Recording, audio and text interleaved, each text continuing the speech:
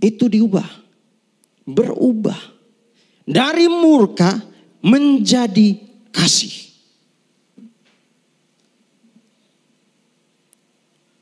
Dari murka menjadi kasih. Makanya nggak main-main. Ketika beriman kepada Kristus jangan main-main. Karena Allah murka terhadap manusia. Murkanya karena apa? Karena manusia jatuh dalam dosa. Nah, supaya murkanya itu berubah. Murkanya itu berubah menjadi kasih. Maka dia punya inisiatif. Dia utuslah Sang Firman itu menjadi manusia. Dahsyat memang Tuhan itu.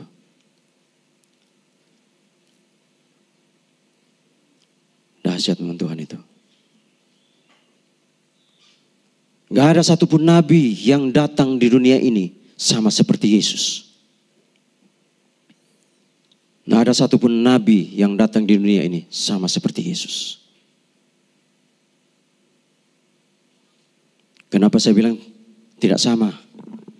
Karena Yesus itu datang dan keluar dari Dia. Datang dan keluar dari Dia. Dan ketika Dia mati, pada hari ketiga Dia pun dibangkitkan dari antara orang mati. Yang lain almarhum. Hanya Yesus yang gak almarhum. Mati, bangkit. Itulah hebatnya Yesusnya orang Kristen. Beri kemuliaan bagi Dia.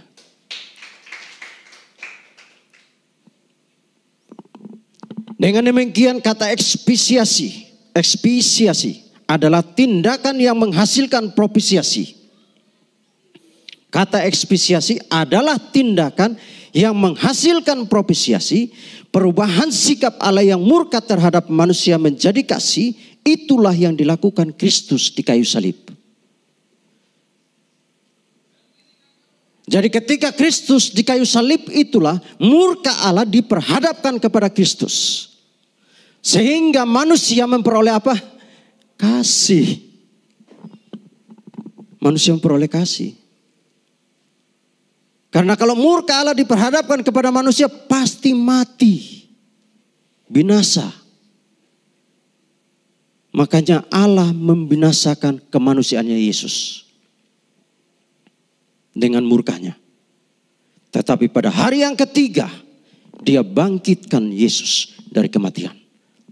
Menunjukkan bahwa Dia punya kuasa. Menunjukkan bahwa Dia yang punya inisiatif. Untuk memberikan penebusan kepada manusia.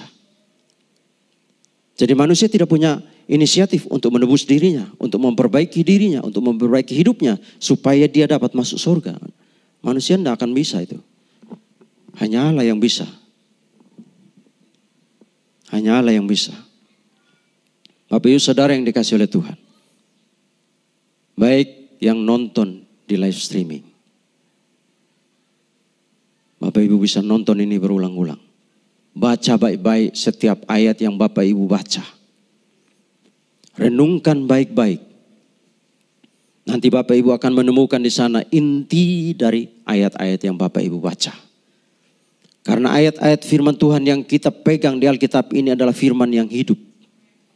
Adalah firman yang hidup. Kenapa firman yang hidup? Karena ini adalah karya puncak dari Roh Kudus. Karya puncak dari Roh Kudus adalah Alkitab yang kita pegang ini. Tapi misalnya dalam tanda kutip. Satu ketika bangsa ini melarang Alkitab. Kita tidak beriman kepada Alkitab ini. Tapi kita beriman kepada Sang Firman yang hidup itu. Namanya siapa? Yesus. Namanya Yesus. Jadi mulai saat ini. Jika Alkitab masih ada di tangan, baca. Dibaca. Supaya satu ketika siapa tahu nih. Dilarang ini Alkitab di bangsa ini. Kita sudah membacanya. Firman itu sudah berakar dalam hati kita.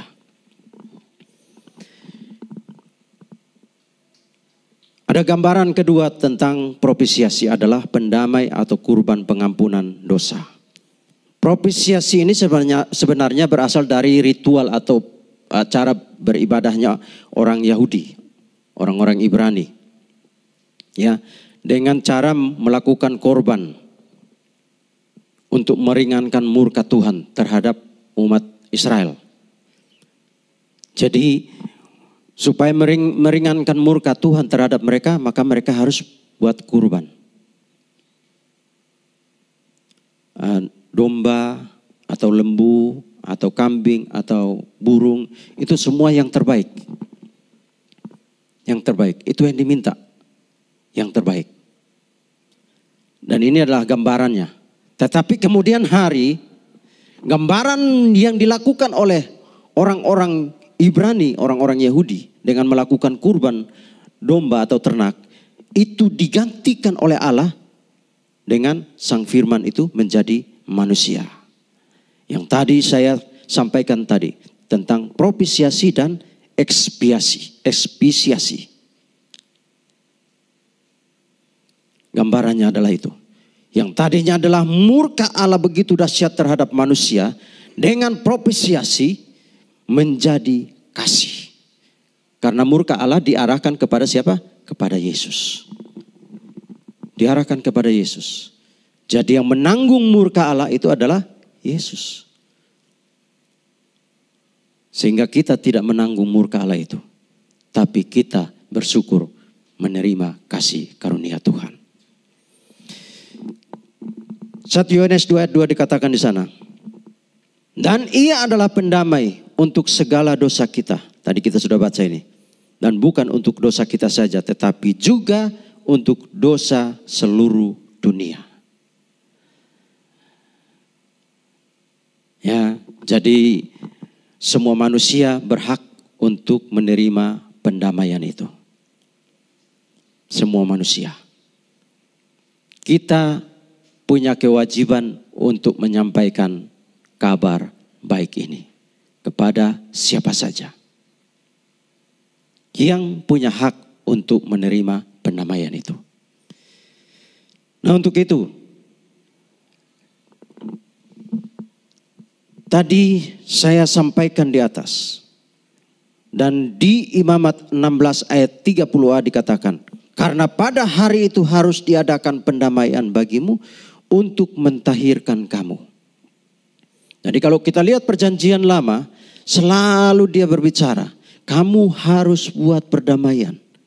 Kamu harus lakukan supaya ada perdamaian antara kamu dan Tuhan. Kamu harus melakukan korban ternak.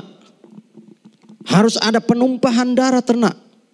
Supaya kamu diperdamaikan. Supaya kamu disucikan. Itu kalau di perjanjian lama. Tetapi ketika tiba di perjanjian baru, kita tidak lagi diwajibkan untuk menyembelih lembu. Kita hanya diwajibkan untuk beriman dan percaya kepada Kristus Yesus. Dialah sang anak domba Allah itu. Dialah sang domba Allah itu yang kudus. Yang kudus. Dengan adanya kurban darah sebagai lambang untuk membayar hutang dosa. Ya, dengan adanya kurban darah itu menjadi lambang untuk membayar hukum dosa. Lalu Bapak Ibu Saudara yang dikasih oleh Tuhan, lihat Roma 6 ayat 23 dikatakan bahwa sebab upah dosa adalah maut. Upah dari dosa itu maut. Kematian kekal.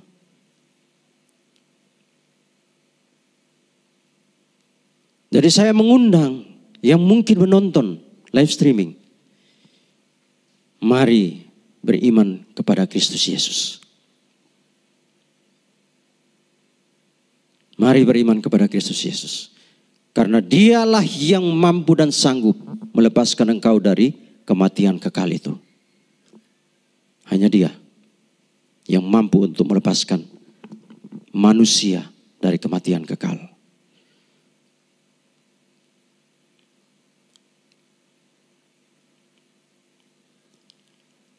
Ada satu keluarga WA saya. Keluarga muda dengan 2 anak. Mereka belum percaya kepada Kristus. Mereka mengatakan, kami coba untuk mencari tahu tentang Yesus di YouTube. Karena menemukan nomor WA saya di Instagram. Kami sudah menonton banyak khotbah pendeta-pendeta. Dan sekarang kami sudah mantap untuk percaya kepada Yesus. Saya tidak usah menyebut nama tempatnya. Lalu saya bilang, sekarang apakah sudah menemukan gereja? Mereka bilang belum. Saya bilang oke, saya akan mencarikan gereja dekat di tempat kamu tinggal. Saya coba mencari kerabat-kerabat saya dan saya dapatkan satu gereja. Kemudian saya kasih informasi. Alamat lengkap, Sherlock. Saya katakan, pergilah ke gereja ini, ketemui gembalanya, dan sampaikan seperti apa yang kamu sampaikan ke saya. Dan bertumbuhlah di sana. Puji Tuhan, 2 bulan ini mereka sudah beribadah di gereja. Saya tidak menyebut karena masih tetap saya harus menjaga mereka. Sampai mereka siap. Inilah yang dikatakan. Bahwa kehadiran Kristus sebagai penebus itu bagi siapa saja. Tidak terkecuali. Yang mencari Dia, maka mereka akan menemukan Sang Penebus itu. Sama seperti kita yang hadir di gereja sore hari ini. Kita telah menemukan Kristus beberapa tahun yang lalu dalam hidup kita. Sehingga kita telah bertumbuh di dalam Kristus. Untuk itu sore hari ini kita duduk di sini, beribadah bersama-sama, memuji dan menyembah dan mendengarkan firman Tuhan. Itu adalah kasih karunia Tuhan. Bukan karena kuat dan gagah kita. Tapi karena kasih karunia Tuhan.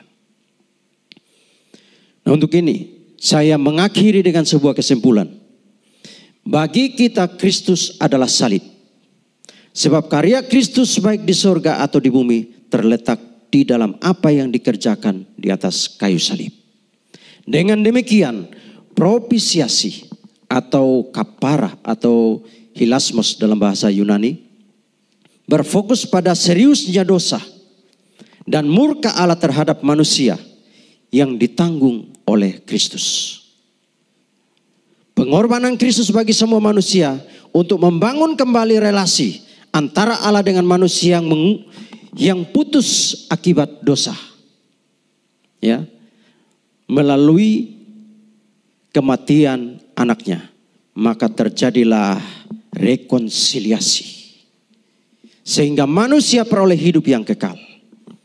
Jadi Bapak Ibu yang belum percaya kepada Kristus Yesus tidak akan mengerti tentang Kristus sampai Bapak Ibu mengerti arti salib dan beriman kepada Kristus.